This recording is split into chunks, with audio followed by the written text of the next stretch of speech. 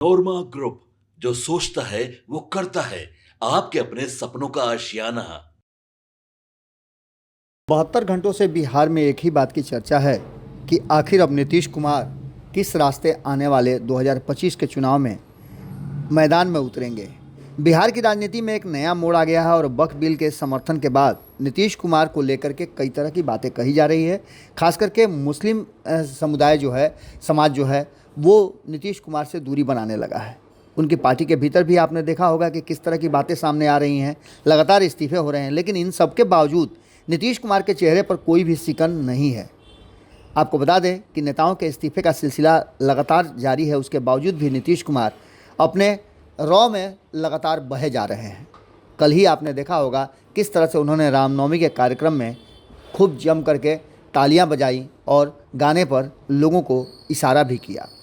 बिहार की राजनीति हमेशा से मुस्लिम और यादव समुदायों के बीच गठजोड़ पर निर्भर रही है, जिसे आमतौर पर MY फैक्टर कहा जाता है। और इसको लेकर के जहां एक तरफ लालू प्रसाद ने इस पूरे समीकरण को अपने पाले में कर लिया है, तो वहीं हर चुनाव में, चाहे वो विधानसभा के हों या लोकसभा के हों, कहीं ना कहीं कुछ वोट छटक करके नीतीश कुमार के पाले में या NDA के खेमे में भी जाते रहे हैं। नीतीश कुमार NDA के अगुआ हैं और इसको लेकर के मुस्लिम समुदाय का एक बड़ा वर्ग जो नीतीश कुमार से इत्तेफाक रखता है और नीतीश कुमार के कार्यों को समझता है, वो उनको वोट देता रहा है।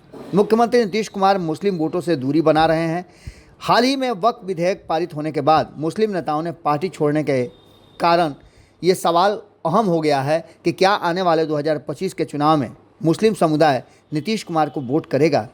बिहार में मुस्लिम समुदाय की संख्या लगभग 17.5% के आसपास है और ये पारंपरिक रूप से महागठबंधन खासकर RJD के समर्थक बताए जाते हैं। बिहार में 2020 के विधानसभा चुनाव में मुस्लिम और यादव समुदाय का वोट महागठबंधन के पक्ष में निर्णायक साबित हुआ था। हालांकि 2020 के बाद मुस्लिम वोटों में बंटवारा हुआ और उसका फ़ायदा AIMIM जैसी पार्टियों को भी मिला है, लेकिन इन सब का फ़ायदा नीतीश कुमार को भी जमकर मिलता रहा है। हमने आपको कई बार खबरों में बताया भी है कि 5 से 7% वोट नीतीश कुमार अपने NDA गठबंधन को दिलवाते रहे हैं। पिछले कुछ दिनों से वक्फ संशोधन विधेयक पर नीतीश कुमार का समर्थन JDU में असंतोष का कारण बना है। जब से यह विधेयक संसद में पारित हुआ है, पार्टी के 3 प्रमुख मुस्लिम नेताओं ने इस्तीफा दे दिया है। इसमें कई नाम हैं, हालांकि 1 दर्जन से ज़्यादा नेता हैं जो इस्तीफा दे चुके हैं और इसकी चर्चा भी खूब हुई। आपने देखा कि प्रेस कॉन्फ्रेंस भी हुआ और प्रेस कॉन्फ्रेंस में जनता दल यूनाइटेड ने ये बताने की कोशिश की कि उसे बहुत ज़्यादा फर्क नहीं पड़ता है, लेकिन जो वर्तमान परिस्थिति बनी है उसमें बार बार ये कहा जा रहा है कि अगर ये स्थिति रही तो क्या नीतीश कुमार CM की कुर्सी तक पहुंच पाएंगे। क्या भारतीय जनता पार्टी नीतीश कुमार को आसानी से CM कुर्सी दे देगी। भारतीय जनता पार्टी भी अपने स्तर से तैयारियां शुरू कर चुकी है और नीतीश भी अपना गियर बदल चुके हैं। उनको ज़रा भी फर्क नहीं पड़ रहा है कि मुस्लिम वोटों का क्या होगा। दूसरी तरफ वो भारतीय जनता पार्टी के हिंदुत्व वाली नाव पे सवार हो गए हैं। नीतीश कुमार जो पहले मुस्लिम वोटों का समर्थन के लिए जाने जाते थे, अब उनकी पार्टी के भीतर विवादों के कारण मुस्लिमों का सामना कर रहे हैं। हालांकि जनता दल यूनाइटेड के प्रवक्ता राजीव रंजन ने इस बात से इनकार किया है और इस्तीफा देने वाले नेताओं का पार्टी से कोई खास रिश्ता नहीं बताया है। ललन सिंह ने तो साफ कर दिया है कि इन नेताओं को तो वो जानते तक नहीं हैं, छुट भैये नए नेता हैं। नीतीश कुमार की मुश्किलें आने वाले चुनाव में बढ़ सकती हैं, ऐसा अनुमान लगाया जा रहा है और ये मुस्लिम समुदाय के नेता लगातार मुखर होकर के अपनी बातों को रख रहे हैं और बता रहे हैं कि हज़ारों हज़ार की संख्या में अभी इस्तीफा होना बाकी है।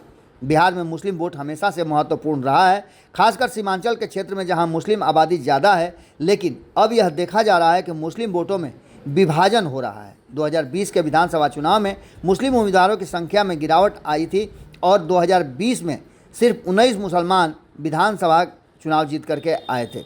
इसका मुख्य कारण यह है कि मुस्लिम समुदाय के वोटों में विभाजन हो रहा है, जिससे राजनीतिक समीकरण बदल रहा है। नीतीश कुमार के साथ साथ विपक्षी दल भी इस विभाजन को अपनी रणनीति का हिस्सा बना रहे हैं। लगातार आपने देखा होगा कि मुस्लिमों की संख्या सदन में घटती जा रही है। नीतीश कुमार के लिए यह एक चुनौतीपूर्ण समय है। इसके लिए मुस्लिम OBC EBC समीकरण विधानसभा चुनावों में तभी काम करेगा जब वो लालू यादव के साथ गठबंधन में रहेंगे। यानी कि सीधी तौर पे आप समझ लीजिए कि यदि भाजपा ने नीतीश कुमार को धोखा दिया तब भी बने रहेंगे सीएम, ये कैसे संभव है? तो इसका सीधा सीधा फार्मूला जो है वो है कि नीतीश कुमार एक बार फिर 2015 की तरह नीतीश कुमार के साथ राष्ट्रीय जनता दल का गठजोड़ बन सकता है। यादव के साथ गठबंधन रहेगा और लालू यादव उनके साथ अगर रहते हैं तो यह मुस्लिम यादव गठबंधन और नीतीश कुमार का जो अपना वोट बैंक है वो मिल करके सत्ता तक पहुंचने का एक रास्ता बन सकता है। नीतीश कुमार के लिए चुनावी मैदान में एक स्थिर वोट बैंक जुटाना और भी मुश्किल हो सकता है यदि वो एनडीए गठबंधन की तरफ रहें। इस बात को भारतीय जनता पार्टी भी अच्छी तरह से समझ रही है और नीतीश कुमार के अब तक के जो कांस्टेंट वोट हैं उसको लेकर के भारतीय जनता पार्टी कहीं ना कहीं नीतीश कुमार को अपने पाले में रखना चाहती है। हम लगातार आपको ये बात बता रहे हैं कि किस तरह से बिहार की राजनीति में एक बार फिर से नया ट्विस्ट आ गया है। इस ट्विस्ट में कहीं ना कहीं एक तरफ जहां नीतीश कुमार खड़े हैं वहीं दूसरी तरफ लालू प्रसाद ताल ठोक रहे हैं और इन सब के बीच में भारतीय जनता पार्टी अपनी रणनीति जो हिंदुत्व वाली है उसको लेकर के मैदान में उतरने का पूरा माहौल बना रही है। बिहार की राजनीति में मुस्लिम और यादव समुदाय का वोट बड़ा ही महत्वपूर्ण है, इस बात को आप अच्छी तरह से समझ सकते हैं। एक जो हिंदुत्व वाले वोट के आधार पर अपने को सत्ता में पहुंचाने की कोशिश कर रही है भारतीय जनता पार्टी, उसमें भी देखा जाए तो अगर मान भी लीजिए कि मुस्लिम समुदाय का वोट नहीं आता है तो यादवों में से कुछ छटक करके हिंदुत्व के नाम पर भारतीय जनता पार्टी के पास जाते रहे हैं। लेकिन इस बार जो परिस्थिति बनी है उस परिस्थिति में ये साफ नज़र आ रहा है कि नीतीश कुमार के कारण जो थोड़े बहुत मुस्लिम वोट आया करते थे उन वोटों पर भी असर खासा पड़ने की उम्मीद जताई जा रही है। इन सब के बावजूद आपको बता दें कि नीतीश कुमार कहीं भी विचलित नज़र नहीं आ रहे हैं। नीतीश कुमार अपने ही लय में आप देख रहे होंगे कि लगातार काम कर रहे हैं और ख़ास करके वक्फ बोर्ड बिल पर जब उनसे सवाल पूछे जा रहे हैं तो उन सवालों का कोई भी जवाब देने के लिए वो तैयार नहीं है। 2 दिन पहले भी जब उनसे सवाल ये पूछा गया तो उन्होंने किसी भी तरह का कोई जवाब नहीं दिया। वर्तमान परिस्थिति में मुस्लिम और यादव समुदाय का वोट जितना महत्वपूर्ण है नीतीश कुमार ये बात अच्छी तरह से जानते हैं। नीतीश कुमार के वक्फ बिल पर समर्थन के कारण मुस्लिम वोटों का बंटवारा बढ़ सकता है जो उनके लिए चुनावी मैदान में मुश्किलें पैदा कर सकता है।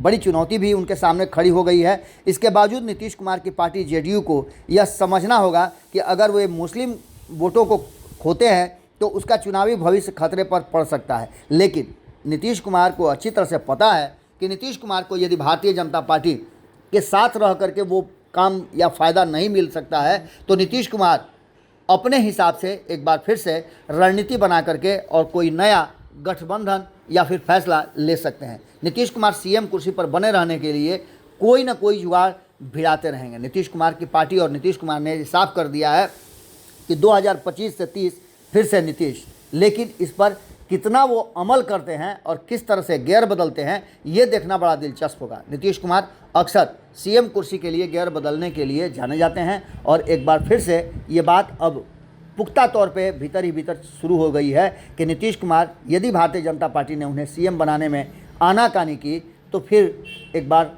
कोई बड़ा फैसला ले सकते हैं जो कहीं ना कहीं नीतीश कुमार को महागठबंधन की तरह स्विच कराता हुआ दिखाई दे रहा है। क्या होगा ये तो आने वाला वक्त बताएगा, लेकिन नीतीश कुमार की खुशी बता रही है कि नीतीश कुमार को ये पता है कि हिंदुत्व वाली नाव पे सवार होकर के वो इस बार फिर से मुख्यमंत्री की कुर्सी तक पहुंच सकते हैं। जुड़े रहिए भारत लाइव के साथ। बहुत बहुत धन्यवाद। नमस्कार। आपके सपनों को हमने सजाया है, ई होम्स पैनोरामा को हमने बनाया है। ई होम्स मेरा एक सपना था जिस पे मैं पिछले 4 साल से काम कर रहा था। हमने जो बनाया है वो सबने है माना। ई होम्स पैनोरामा में हो आपका भी आशियाना। और फाइनली हमने 2021 में इस प्रोजेक्ट को लॉन्च किया। बहुत लोग अप्रिशिएट कर रहे हैं कि पूर्णिया जैसे शहर में बिहार के, एक तो बिहार की बात करें उसमें भी पूर्णिया जैसे छोटे जगह में इस तरह का लाइफस्टाइल देना, ये सुन के हम लोगों को बहुत अच्छा लगता है। ई होम्स में हमने कुछ और भी किया है, जैसे हम जिस जगह में रह रहे हैं हमारे फैमिली सिक्योर हो, उनको सिक्योरिटी का ध्यान में रखा है। आपकी सुविधा और सुरक्षा आपके लिए खास है, ये आपका विश्वास है। इसमें आर्टिफिशियल इंटेलिजेंस का 7 लेयर सिक्योरिटी का हमने इस्तेमाल किया है। लस ग्रीन कैंपस को बनाया है। यदि हमारा बाउंड्री वाल है तो वो वर्टिकल गार्डन है। ये जितनी भी फैसिलिटी होता है एक इंटरनेशनल टाउनशिप में ई होम्स है, ये हम लोग विश्वास नहीं कर पा रहे हैं। जो भी हमारे मित्र दोस्त या जो भी हमारे बाहर के बायर आते हैं तो हम लोगों को बहुत अच्छा सुनने को मिलता है और बहुत अच्छा क्रेडिट मिल रहा है। वो सारा हमने सिर्फ एक बिल्डिंग नहीं बनाया, हमें एक बहुत अच्छा लाइफस्टाइल दिया ई होम्स में, और मेरा एक सपना था जिसको मैं आज फुलफिल होते हुए देख पा रहा हूँ। ये आपका आवास है। ई होम्स पैनोरमा में अब आपका निवास है। E homes Panorama, luxurious lifestyle redefined. Panorama group, जो सोचता है वो करता है। अगर ये वीडियो पसंद आई और वह बिहार के राजनीति और बिहारियत से सरोकार रखेनी तो सब्सक्राइब बटन दबा के चैनल के सब्सक्राइब कर ली। ओजे एगो घंटी बा, ओकरा बटन दबा देला से कुल सटीक और मारक खबर रुआ मुफ्त में मिल जाई। अगर रुआ पत्रकारिता के हमनी के नया प्रयोग में सहयोग कर चाहतानी तो ज्वाइन बटन दबा दी।